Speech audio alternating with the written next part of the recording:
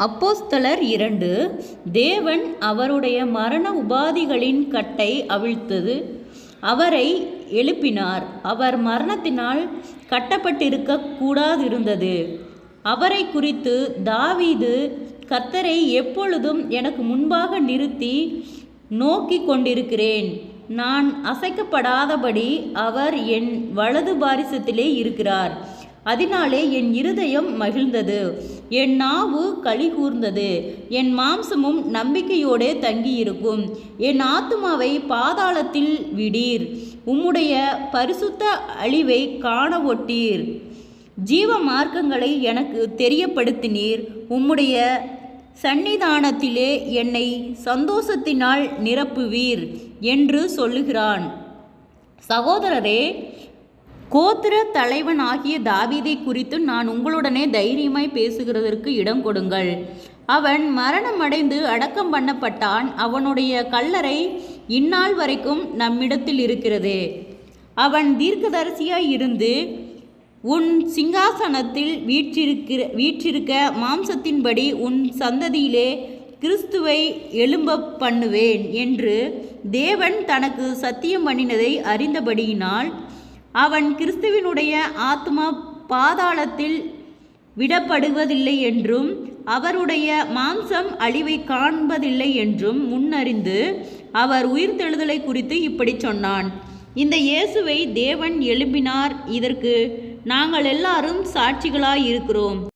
அவர் தேவனுடைய வலது கரத்தினாலே உயர்த்தப்பட்டு பிதா அருளின வாக்குத்தத்தத்தின்படி பரிசுத்த ஆவியை பெற்று நீங்கள் இப்பொழுது காண்கிறதும் கேட்கிறதும் ஆகிய இதை பொழிந்தருளினார். தாவீது பரலோகத்திற்கு எழுந்து போகவில்லையே, நான் உம்முடைய சத்துருக்களை உமக்கு பாதபடி ஆக்கி போடும் வரைக்கும் நீர் என் வலது பாரிசத்தில் உட்காரும் என்று கர்த்தர் என் ஆண்டவருமாய் சொன்னார் என்று அவனே சொல்லி இருக்கிறான். ஆகையால் நீங்கள் சிலுவையில் அறைந்த இந்த இயேசுவையே தேவன் ஆண்டவரும் கிறிஸ்துவுமாக்கினார் என்று இஸ்ரவேல் குடும்பத்தார் யாவரும் நிச்சயமாய் அறிய கடவர்கள் என்றார். இதை அவர்கள் கேட்டபொழுது இருதயத்திலே குற்றமற்றவர்களாகி பேதுருவையும் மற்ற அப்போஸ்தலரையும் பார்த்து, சகோதரரை, நாங்கள் என்ன செய்ய வேண்டும் என்றார்கள். பேதுரு அவர்களை நோக்கி, நீங்கள் மனம் திரும்பி ஒவ்வொருவரும் பாவ மன்னிப்புக்கென்று இயேசு கிறிஸ்துவின் நாமத்தினாலே ஞானஸ்தானம் பெற்றுக்கொள்ளுங்கள். அப்பொழுது பரிசுத்த ஆவியின் வரத்தை பெறுவீர்கள். வாக்குத்தத்தமானது உங்களுக்கும் உங்கள் பிள்ளைகளுக்கும் நம்முடைய தேவனாகிய கர்த்தர் வரவழைக்கும் தூரத்திலுள்ள யாவருக்கும் உண்டாயிருக்கிறது என்று சொல்லி இன்னும் அநேக வார்த்தைகளாலும் சாட்சி கூறி மாறுபாடுள்ள இந்த சந்ததியை விட்டு விலகி உங்களை இரட்சித்து கொள்ளுங்கள் என்று புத்தி சொன்னான். அவனுடைய வார்த்தையை சந்தோஷமாய் ஏற்றுக்கொண்டவர்கள் ஞானஸ்தானம் பெற்றார்கள். அன்றைய தினம் ஏறக்குறைய 3000 பேர் சேர்த்து கொள்ளப்பட்டார்கள்.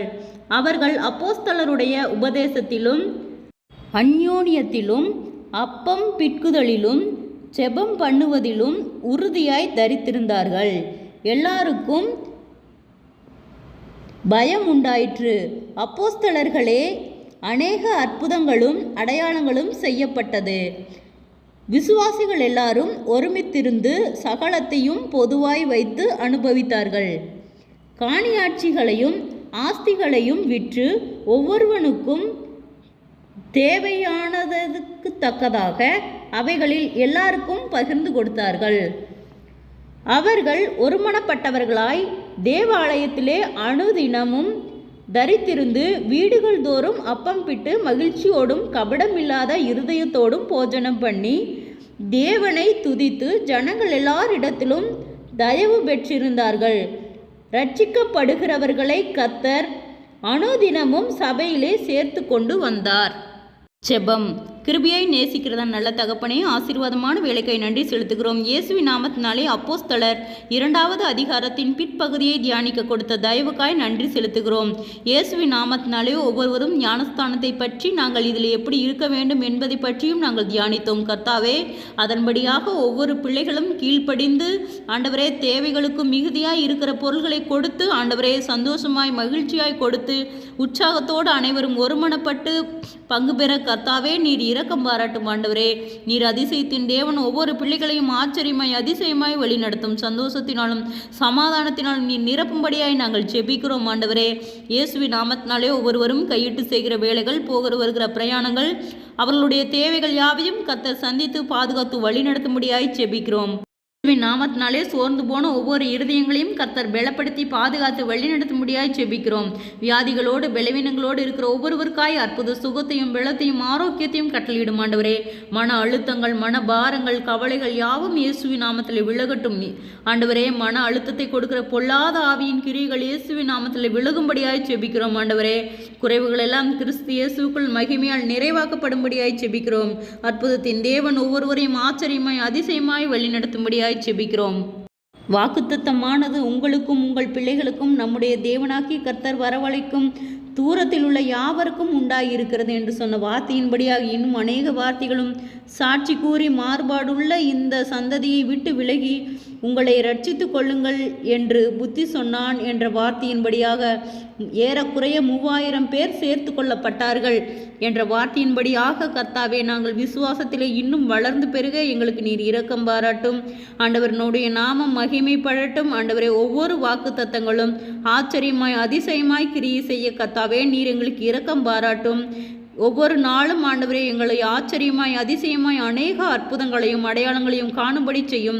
இம்மட்டும் எங்களை வழி நடத்தினவர், இனிமேலும் நீர் எங்களுக்கு போதுமானவராய் இருந்து ஆண்டவரே எல்லா இக்கட்டுகளுக்கும் பொல்லாங்குகளுக்கும் நீர் விலக்கி பாதுகாத்து கொள்ளும். எல்லா பிரயாணத்திலும் தேவனுடைய கரம் எங்களோடு கூட இருந்து பாதுகாத்து வழி நடத்தும்படியாய் செபிக்கிறோம். பிள்ளைகள் எந்த இடத்திலும் வெட்கப்பட்டு போகாதபடிக்கு அநேக அற்புதங்களையும் அதிசயங்களையும் காணும்படி செய்யும். இம்மட்டும் உதவின எபினேசரே, இனிமேலும் நீர் எங்களுக்கு உதவ போதுமானவராய் இருக்கிறீர் ஆண்டவரே. கர்த்தருடைய நாமமே மகிமைப்படணும். அற்புதங்களை காணும்படி செய்யும். இயேசுவின் மூலம் ஜெபங்களும் பிதாவே, ஆமேன்.